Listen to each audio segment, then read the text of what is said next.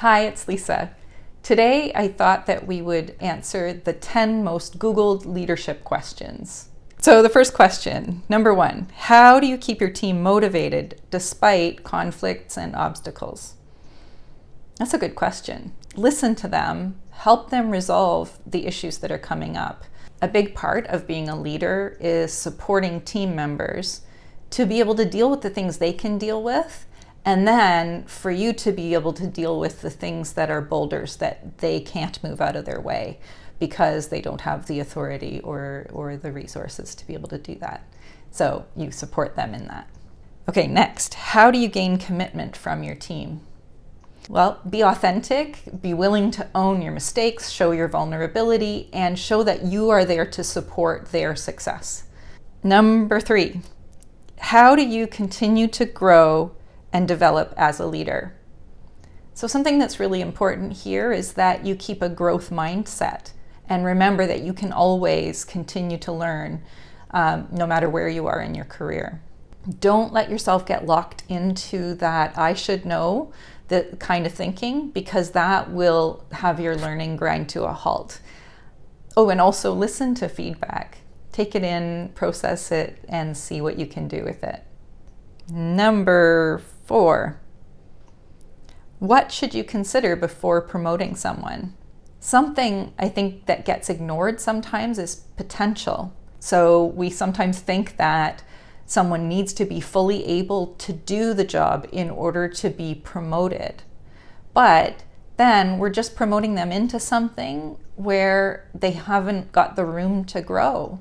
So it's more important to focus on whether they have the capacity and the interest to grow into the role, and then to really support them to learn on the job. What are the most important traits to look for when hiring a new employee? Well, that's a tough one. Depends on the role a little bit, but we used to say fit. Fit, though, is really just a euphemism for like me. And what we want to do instead is know that the person is qualified and capable of doing the job, but also to really look for someone who is bringing something different to your team than what is already there.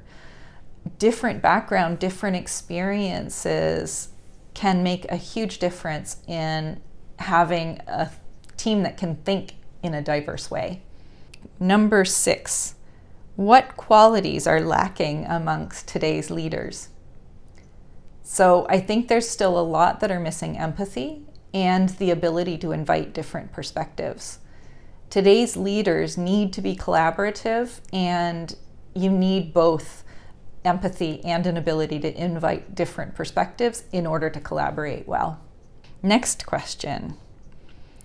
What is the difference between supporting your team members versus micromanaging them? And how can you provide support without being overbearing? Another good question. So, it's funny because I think we know micromanagement when we're on the receiving end of it, but we don't always know when we're delivering it.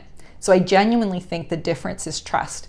When you're supporting team members, you're helping them to succeed. When you're micromanaging, you're trying to protect yourself or inhibit your employees' growth out of fear. So it comes from a very different place. And to support them without being overbearing, ask a lot of questions. And one wonderful question is, what do you need? What do you need to be successful? What do you need right now?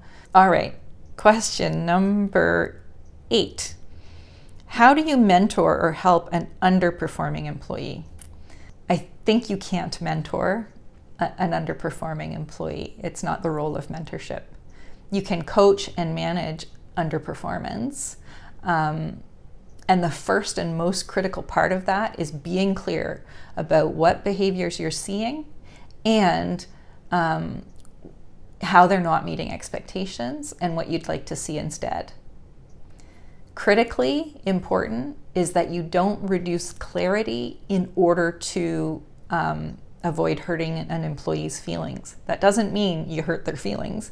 It means that their emotions are theirs, and it's your job as a leader to be clear and respectful when you're managing performance. and to convey that you want them to be successful. Next question, number 9. How do you pass on the impactful lessons you've learned from mentors? So one of the most satisfying moments in a leader's career is when they start to get to develop leadership in others, I think anyway. So you pass on the lessons that you've learned moment by moment when there's a need. So when an employee is struggling with something that you can relate to, it can be so helpful to share that and to pass on what you have learned. Partly it helps them to know that they're not alone, and then it also helps to pass on the skills and abilities that they need. And for your previous mentors, you're really paying it forward when you develop new people. Okay, and the final question, number 10. How do you foster a positive work environment? Okay, so you need to genuinely believe in the people who work for you. Constantly connect the work that your team does to the impact that it has, and be willing to address performance issues and especially toxic behaviors in your team. And then finally, enjoy what you do. That really does pass on that positive work environment as well. Okay, that's it. So let me know what was most interesting to you or most helpful to you in the comments.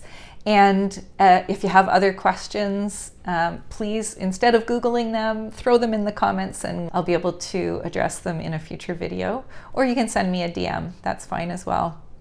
I look forward to speaking with you. Thanks so much.